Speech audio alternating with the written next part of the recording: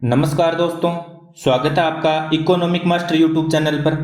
आज हम देखेंगे अंतर्राष्ट्रीय व्यापार के प्रतिष्ठित सिद्धांत के बारे में और इसमें हम देखेंगे एडम स्मिथ का लागतों में निरपेक्ष अंतर का सिद्धांत। हमने देखा था प्राचीन आर्थिक विचारों के इतिहास में सबसे पहले कौन आए थे, प्राचीन आर्थिक विचार, उसके बाद में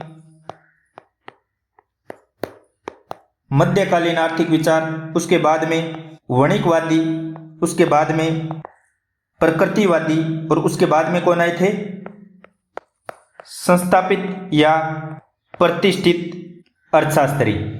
इसमें हमने पढ़ा था वणिकवादियों ने अंतर्राष्ट्रीय व्यापार में किसको प्रोत्साहन दिया था, निर्यात को तो प्रोत्साहित किया था और आयात को हतोत्साहित किया था। किस प्रकार से, प्रतिबंध लगाकर। लेकिन प्रकृतिवादियों ने इसका विरोध किया था। प्रकृतिवादियों ने मुक्त व्यापार का समर्थन किया था। संस्थापित या प्रतिष्ठित अर्थशास्त्रियों में एडम स्मिथ ने वणिकवादियों के प्रतिबंधात्मक व्यापार का विरोध कर प्रकृतिवादियों की आबंध नीति का समर्थन किया। आबंध नीति क्या थी, रोको मत जाने दो। तो एडम स्मिथ ने किस नीति का समर्थन किया, प्रकृतिवादियों की आबंध नीति, लाइजेज फायर लाइजेज पासेज का। एडम स्मिथ अंतर्राष्ट्रीय व्यापार का सबसे अच्छा स्रोत किसे मानते थे, स्वतंत्र व्यापार को। स्वतंत्र व्यापार में इसमें संलग्न राष्ट्र किस आधार पर लाभ प्राप्त करते हैं, श्रम विभाजन के आधार पर। श्रम विभाजन पर आधारित व्यापार सिद्धांत को क्या कहा जाता है,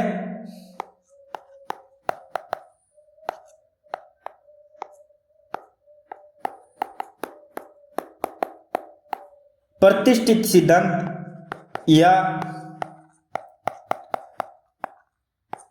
तुलनात्मक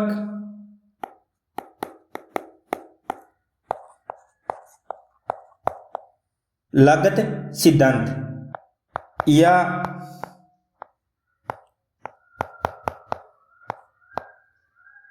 तुलनात्मक लाभ सिद्धांत के नाम से भी जाना जाता है। प्रतिष्ठित सिद्धांत का उद्भव किस प्रकार से हुआ। प्रतिष्ठित सिद्धांत का उद्भव डेविड ह्यूम और एडम स्मिथ से माना जाता है, जबकि प्रतिष्ठित सिद्धांत को सही व वैज्ञानिक रूप सर्वप्रथम किसने प्रस्तुत किया, डेविड रिकार्डो ने। बाद में जेएस मिल ने इसे आगे बढ़ाया। डेविड ह्यूम ने 1752 में अपनी पुस्तक पॉलिटिकल डिस्कोर्स में स्वतंत्र व्यापार सिद्धांत का समर्थन किया। बाद में 1776 में एडम स्मिथ ने अपनी पुस्तक वेल्थ ऑफ नेशन में स्वतंत्र व्यापार के सिद्धांत का समर्थन किया। वेल्थ ऑफ नेशन पुस्तक किसकी है, एडम स्मिथ की। कब लिखी थी, 1776 में। पॉलिटिकल डिस्कोर्स डेविड ह्यूम की कब लिखी थी, 1752 में। व्यापार का आधार क्या होता है, घरेलू मूल्यानुपात में अंतर। घरेलू मूल्यानुपात में क्या होता है, निर्यात और आयात के मध्य अंतर। निर्यात में किस प्रकार का अंतर पाया जाता है, तब व्यापार होगा। तुलनात्मक रूप से सस्ती वस्तुओं का पाया जाना या सस्ती वस्तुओं का होना अंतर्राष्ट्रीय व्यापार को जन्म देता है। अब सस्ती वस्तुएं कैसे, जैसे देश है ए और बी, दोनों में वस्तु है एक्स। अब मान लो ए है अपना देश, बी है दूसरा देश। इस देश में यह वस्तु है महंगी, अपने देश में है सस्ती, तो बी देश वाले इस वस्तु की मांग करेंगे क्योंकि इन्हें सस्ती वस्तु चाहिए, तो इस वस्तु का क्या होगा, निर्यात। तो इस प्रकार से सस्ती वस्तुएं निर्यात को प्रोत्साहित करती हैं। आयात में तुलनात्मक रूप से महंगी वस्तुएं आयात को बढ़ावा देती हैं, यानी सेम ए व बी देश है, दोनों में एक्स वस्तुएं हैं। तो बताया था आपको बी देश में एक्स वस्तु है महंगी और ए देश में एक्स वस्तु है सस्ती। तो ये किस वस्तु का मांग करेंगे? एक्स वस्तु का। तो बी देश किस चीज को बढ़ावा देगा? आयात को। आयात निर्यात यानी इंपोर्ट एक्सपोर्ट का कारण क्या है? सस्ता व महंगा होना किसी वस्तु का। और सस्ता व महंगा किस कारण होता है? मांग व पूर्ति की दशाओं के कारण वस्तु सस्ती व महंगी होती है। प्रतिष्ठित अर्थशास्त्रियों ने पूर्ति की दशाओं को ही क्या माना? अंतरराष्ट्रीय व्यापार का आधार माना। इन्होंने मांग को क्या कर दिया? अनदेखा कर दिया। अतः तुलनात्मक लागत सिद्धांत अल्पकालीन नहीं बल्कि दीर्घकालीन समस्याओं से संबंधित है। तो तुलनात्मक लागत सिद्धांत कौन सी समस्याओं से संबंधित है? याद रखना, अल्पकालीन नहीं बल्कि दीर्घकालीन समस्याओं से संबंधित माना जाता है। तो तुलनात्मक लागत सिद्धांत किन समस्याओं से संबंधित है? दीर्घकालीन समस्याओं से संबंधित है। अब हम देखेंगे एडम स्मिथ का लागतों में निरपेक्ष अंतर का सिद्धांत। इस सिद्धांत का आधार क्या था, यानी इसके पीछे एडम स्मिथ ने कौन सा तर्क दिया था? आपको याद होगा मैंने पिछली क्लास में बताया था कि श्रम विभाजन के परिणाम स्वरूप प्रत्येक देश उस वस्तु के उत्पादन में विशिष्टीकरण करते हैं जिसके उत्पादन में उसे कुछ सुविधा प्राप्त होती है। एडम स्मिथ ने संतोषजनक ढंग से प्रमाणित किया कि जो सिद्धांत घरेलू वस्तु विनिमय में लागू होते हैं वही सिद्धांत अंतरराष्ट्रीय वस्तु विनिमय में भी लागू होते हैं। इसका एक उदाहरण भी बताया था, याद होगा कि हर समझदार व्यक्ति का यह सिद्धांत है कि वह कोई भी ऐसी चीज घर पर न बनाए जिसे बाजार में वह सस्ता खरीद सकता है। दर्जी अपने जूतों को स्वयं बनाने का प्रयास नहीं करता बल्कि उन्हें किससे बनवाता है? मोची से। मोची अपने कपड़ों की सिलाई स्वयं नहीं करता बल्कि किससे सिलवाता है? दर्जी से।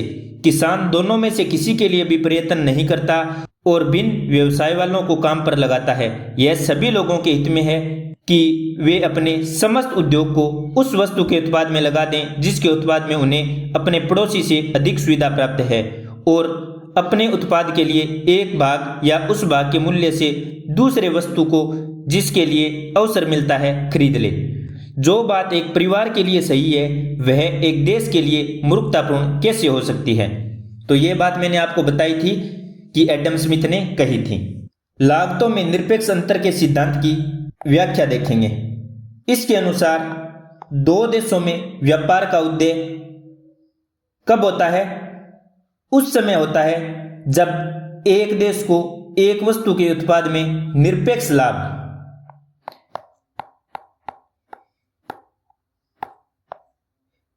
एक वस्तु के उत्पाद में निरपेक्ष लाभ तथा दूसरी वस्तु के उत्पाद में निरपेक्ष हानि हो। आई बात समझ में कि इसके अनुसार दो देशों के मध्य व्यापार का उद्देश्य उसी समय होगा जब एक देश को एक वस्तु के उत्पाद में निरपेक्ष लाभ तथा दूसरी वस्तु के उत्पाद में निरपेक्ष हानि हो।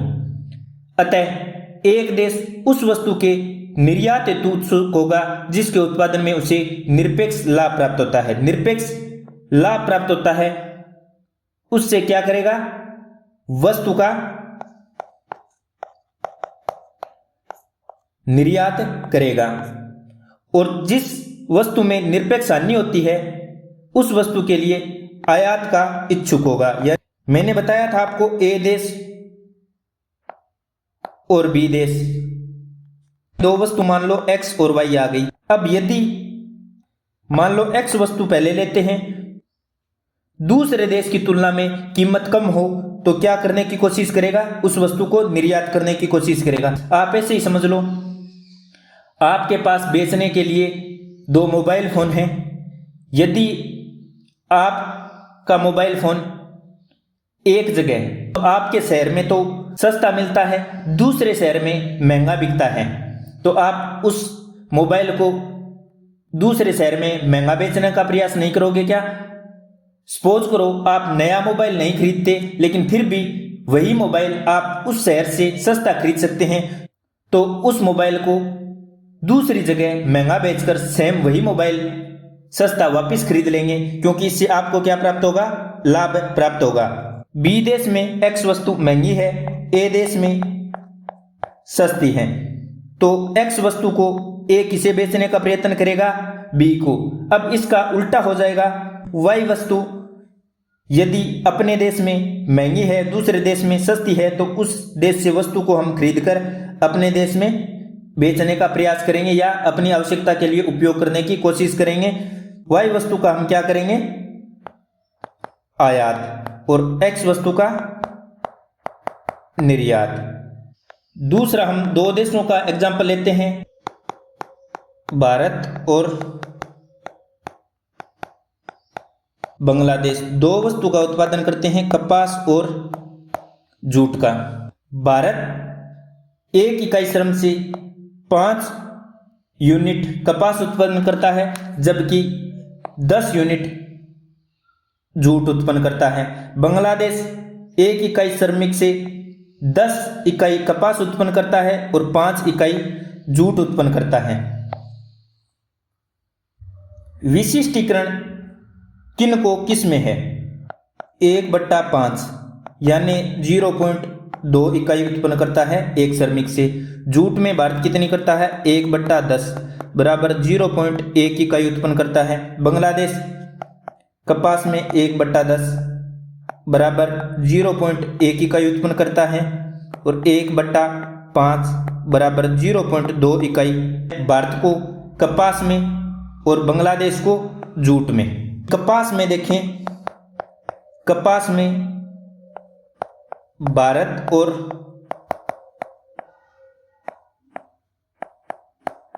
बांग्लादेश, भारत एक श्रमिक के बदले कितनी इकाई कपास उत्पादन करता है? 0.2। बांग्लादेश कितनी करता है? 0.1। अधिक कौन उत्पादन करता है? भारत। तो विशिष्टीकरण किसके पास होगा? भारत के पास। इसी प्रकार जूट को देखें तो जूट में भारत को कितनी है? 0.1, बांग्लादेश को 0.2। तो ज्यादा उत्पादन कौन करता है? बांग्लादेश। तो विशिष्टीकरण किसे प्राप्त है? बांग्लादेश को। इस प्रकार से दोनों देशों को लाभ तभी होगा जब भारत किसका उत्पादन अधिक करेगा? कपास का, और बांग्लादेश किसका उत्पादन करेगा? जूट का। तो दोनों देशों को लाभ तभी होगा जब भारत कपास व बांग्लादेश जूट उत्पादन में विशिष्टीकरण करें, तो दोनों वस्तुओं का कुल या संयुक्त उत्पादन अधिक होगा। भारत ने कपास का उत्पादन किया और बांग्लादेश ने जूट का उत्पादन किया, तो दोनों कुल उत्पादन कितना हो गया? 0.4। अब यदि भारत ने किसका उत्पादन कर लिया? भारत ने कपास का उत्पादन कर लिया, बांग्लादेश ने भी कपास का उत्पादन कर लिया, तो कुल उत्पादन कितना हो गया? 0.3। तो कुल उत्पादन कम हो गया ना। तो ज्यादा उत्पादन कब होगा? जब भारत कपास का उत्पादन करेगा और बांग्लादेश जूट का उत्पादन करेगा। दोनों देशों के व्यापार को लाभ अधिक होगा। अब हम एडम स्मिथ के लागतों में निरपेक्ष अंतर के सिद्धांत का मूल्यांकन करते हैं। स्मिथ के अनुसार विश्व व्यापार का अधिकांश भाग किस पर आधारित है? लागतों में निरपेक्ष अंतर पर आधारित है। फिर भी यह सिद्धांत बहुत संतोषजनक नहीं है, क्योंकि बिना तर्क यह मान लेना कि अंतर्राष्ट्रीय व्यापार के लिए आवश्यक है कि निर्यात के उत्पादक को लागतों में निरपेक्ष लाभ प्राप्त हो, अर्थात निर्यातक देश दी हुई पूंजी और श्रम की सहायता से अपने प्रतिद्वंदी से अधिक उत्पादन करने में समर्थ हो। परंतु उस स्थिति में क्या होगा जबकि एक देश को किसी भी वस्तु के उत्पादन में स्पष्ट श्रेष्ठता प्राप्त न हो?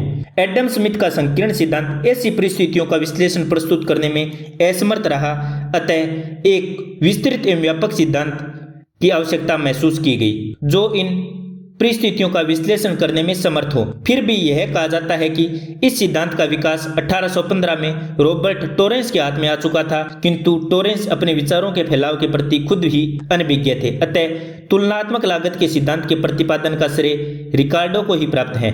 रिकार्डो का निम्नलिखित मौलिक वाक्यांश जो आज के युग में भी सत्य है वास्तव में उल्लेखनीय है। इस समस्या का समाधान डेविड रिकार्डो ने प्रस्तुत किया और स्मिथ की व्याख्या को और अधिक विस्तृत ढांचे में फिट किया।